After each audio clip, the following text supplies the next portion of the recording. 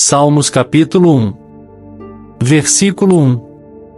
Bem-aventurado o homem que não anda segundo o conselho dos ímpios, nem se detém no caminho dos pecadores, nem se assenta na roda dos escarnecedores. 2 Antes tem seu prazer na lei do Senhor, e na sua lei medita de dia e de noite.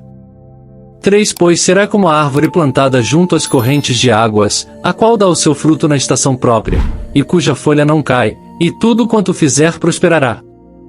4 Não são assim os ímpios, mas são semelhantes à moinha que o vento espalha. 5 Pelo que os ímpios não subsistirão no juízo, nem os pecadores na congregação dos justos. 6 Porque o Senhor conhece o caminho dos justos, mas o caminho dos ímpios conduz à ruína. Salmos capítulo 2. Versículo 1. Por que se amotinam as nações, e os povos tramam em vão?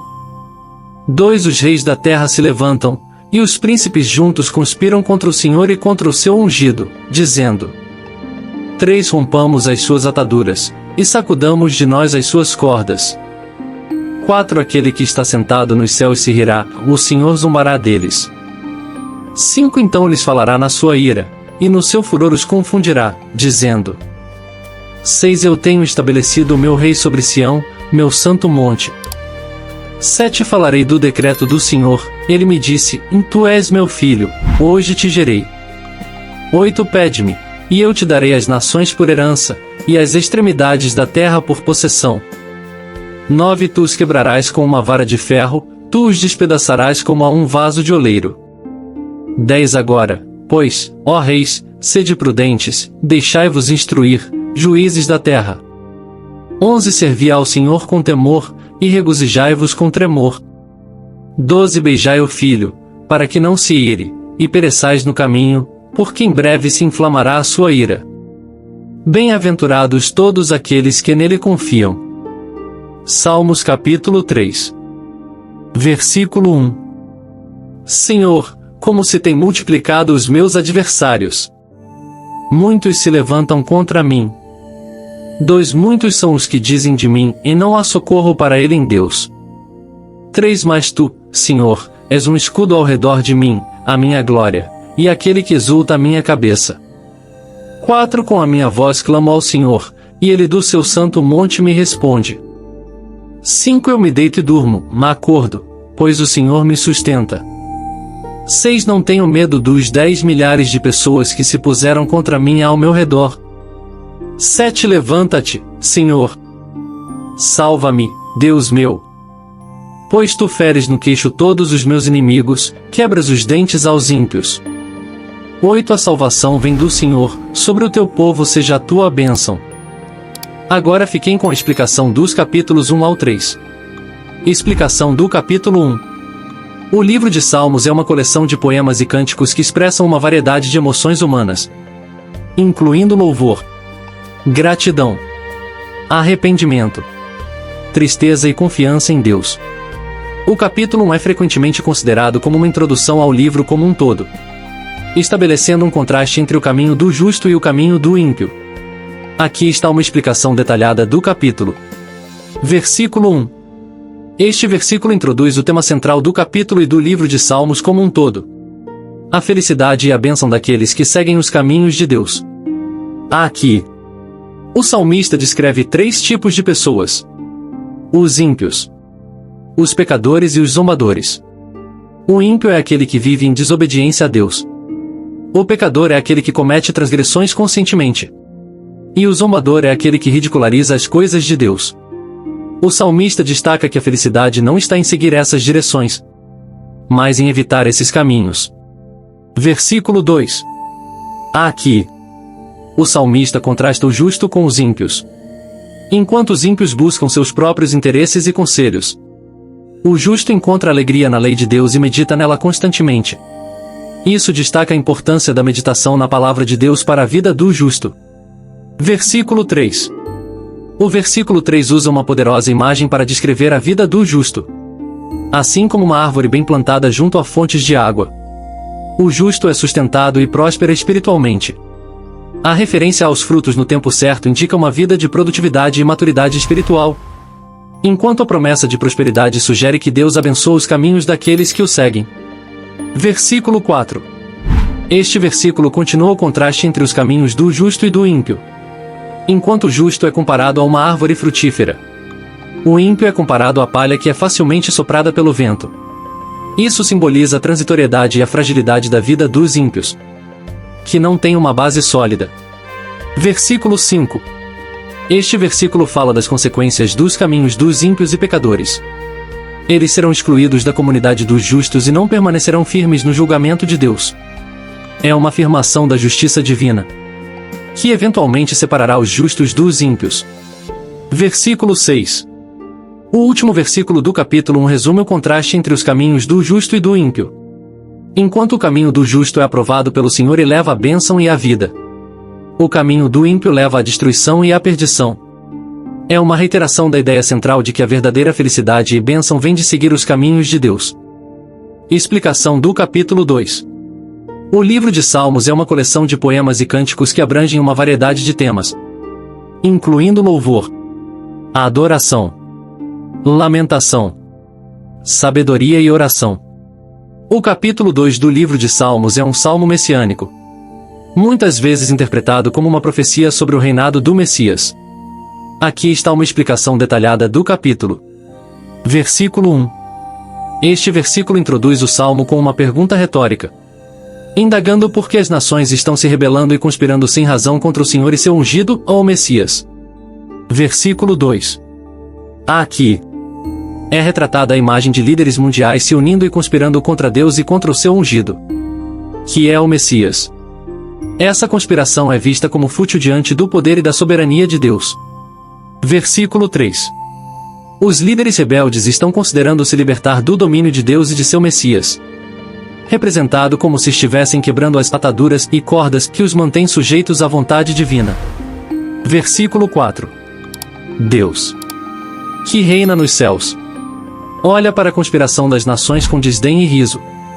Ele não é ameaçado pelas ações dos líderes rebeldes, mas, ao contrário, enxerga a futilidade de seus planos. Versículo 5. Diante da arrogância e rebelião das nações, Deus falará com ira e furor, confundindo seus planos e demonstrando sua supremacia sobre eles. Versículo 6. Aqui, Deus fala sobre a sua decisão de estabelecer o seu rei, ou Messias, em Sião, que é considerado o Monte Santo de Deus em Jerusalém. Este versículo é interpretado como uma referência à ascensão do Messias ao trono de Deus. Versículo 7. Aqui, o Messias fala, proclamando o decreto de Deus. Ele revela que Deus o declarou como seu filho, enfatizando a filiação divina do Messias. Versículo 8. Deus promete ao Messias as nações e a terra como sua herança e possessão. Isso sugere que o Messias terá autoridade e domínio sobre todas as nações do mundo. Versículo 9. Aqui é descrita a autoridade do Messias sobre as nações. Ele terá o poder de governar com firmeza e destruir aqueles que se rebelarem contra ele, simbolizado pela imagem de um vaso de oleiro sendo despedaçado. Versículo 10. Este versículo é um apelo aos reis e governantes da terra para que sejam sábios e aprendam com a instrução divina, reconhecendo a autoridade do Messias. Versículo 11.